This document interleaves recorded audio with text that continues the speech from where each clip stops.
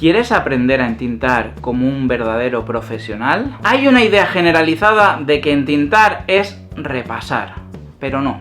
Repasar es repasar y entintar es dar valor a la línea. ¿Cómo damos valor a la línea? ¿Qué significa esto? Significa que nosotros cuando hacemos una página de cómic o hacemos una ilustración, hacemos nuestro boceto, nuestro lápiz, y el lápiz tiene un grosor. Con ese grosor pues tú lo vas dibujando y tal. Y a la hora de entintar tenemos que valorar, tenemos que entender que hay diferentes términos, sobre todo cuando hablamos de una imagen donde hay muchos personajes, unos personajes están más cerca o hay unos objetos que están más cerca de cámara. Esto se le habla o se denomina términos. Es decir, en primer término es lo que tenemos más cerca de cámara. En segundo término hay otra cosa, tercero, cuarto, hasta el final. Todo esto no significa que el primer término, todo el dibujo esté con una línea de mayor grosor, no. Simplemente un poco los contornos de toda la silueta pueden ir con un grosor mayor que los contornos de detrás. Pero lo de dentro del personaje o del objeto puede ir simplemente con detallitos finitos y tal para que tenga una consistencia y tengamos un volumen. Estaréis viendo imágenes donde veréis todo esto. El volumen exterior nos da la diferencia entre un término que está antes y otro que está después. Personajes que están más cerca de cámara, objetos que están más cerca de cámara. Y todo esto nos lo puede dar una línea. Una línea que, por ejemplo, mi forma de entintar es... Bueno, ya he ido usando diferentes herramientas hasta que, bueno, he decidido trabajar con rotuladores calibrados y así es como trabajo. Me funciona muy bien, trabajo muy rápido, trabajo mejor, me da el resultado que quiero. A veces cuando lo necesito trabajo con pincel o trabajo con algún rotulador más grueso o con alguna otra herramienta que me lo permita. Pero sobre todo investigar, indagar, probar materiales, probar lo que tengáis a mano. Que si puedes entintar con una caña de azúcar cortada, una caña de bambú cortada, cualquier cosa, cualquier herramienta te puede servir. Y vas haciendo pruebas y ves un poco el material que te funciona. Luego, una vez ya encuentras tu material, pues empiezas a entintar con eso, pero siempre teniendo en cuenta ciertos puntos, que son lo que te estoy diciendo hoy, que te van a dar ese nivel de profesionalidad, de decir, hostia, esta persona sabe lo que hace, sabe utilizar, sabe controlar esas necesidades, todo, lo controlas, ¿vale? Es tuyo, el mundo es tuyo, tú lo puedes utilizar a tu forma, a tu entender, ¿vale? Entonces, una vez que tenemos y entendemos los diferentes planos, hay diferentes formas de entintar, lógicamente dependiendo del mercado en el que estés trabajando. No vamos a hablar del manga porque no lo trabajo, no lo utilizo, pero un poco funciona igual, es un poquito una mezcla entre todos los estilos también.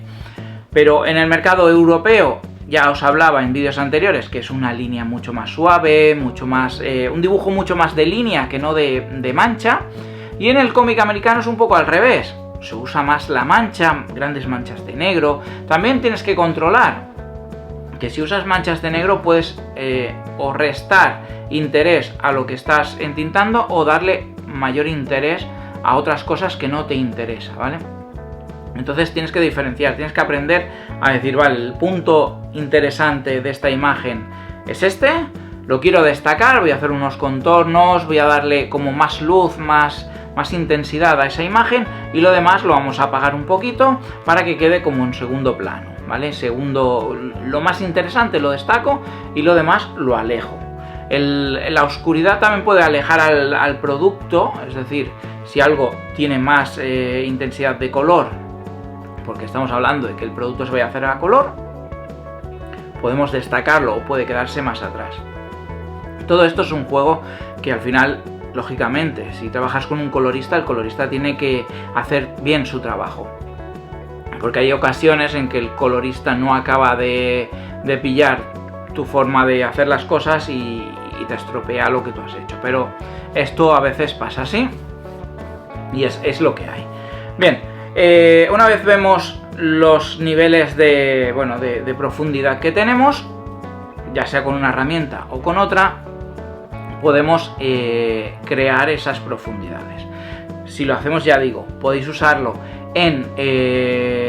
con rotuladores, con pincel, con plumilla, con cualquier herramienta, o si lo hacéis en digital. En digital tenemos un problema. ¿Cuál es el problema del trabajo en digital? El zoom. El zoom es el primer enemigo del dibujante. ¿Por qué? Porque puede ser que estés haciendo zoom y en un pasillo que hay al fondo, una habitación y tal, a 100 metros más allá, estés dibujando los ojitos de aquel personaje que se ve allí. ¿Por qué? Porque hacemos zoom. Si trabajamos con mucha calidad de imagen, pues vamos a hacer zoom hasta el infinito. Entonces, ¿qué pasa ahí? ¿O qué aconsejo yo? Aconsejo que os hagáis en una hoja líneas con rotuladores calibrados, es decir, con el 0.8, el 0.5, el 0.3, el 0.2, el 0.1, el 0.05, y lo escaneáis. Una vez escaneado, tú vas a trabajar con esos grosores. Abres el programita, ya sea Clip Studio, Photoshop, con el programa que entintéis, y seleccionas el pincel del grosor de la línea del 0.8. Te lo guardas. El grosor del 0.5, el grosor del 0.05 y más pequeño del 0.05 no lo utilices.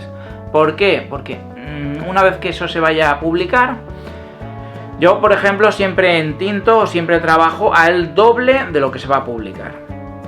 Con lo cual me aseguro que, esos grosores van a salir.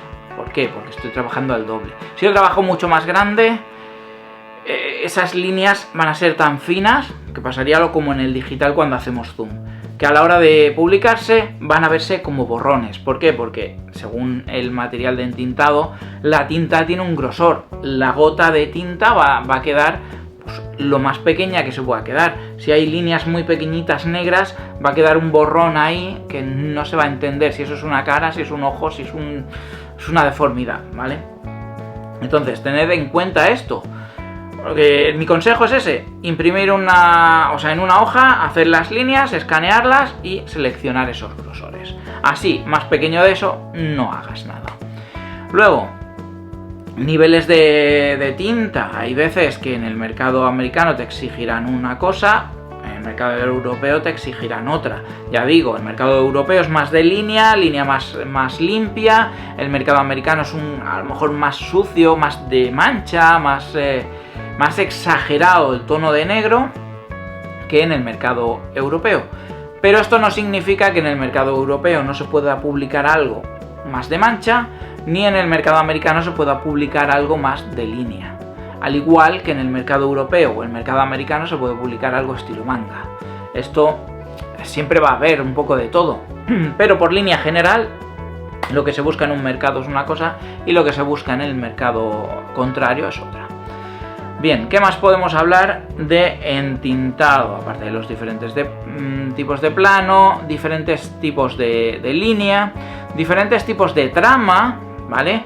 Esto es algo que también se utiliza mucho, sobre todo en el mercado americano, es decir, hacer tramas, hacer líneas en una dirección, líneas en otra, que se van a entrecruzar y van a hacer un degradado.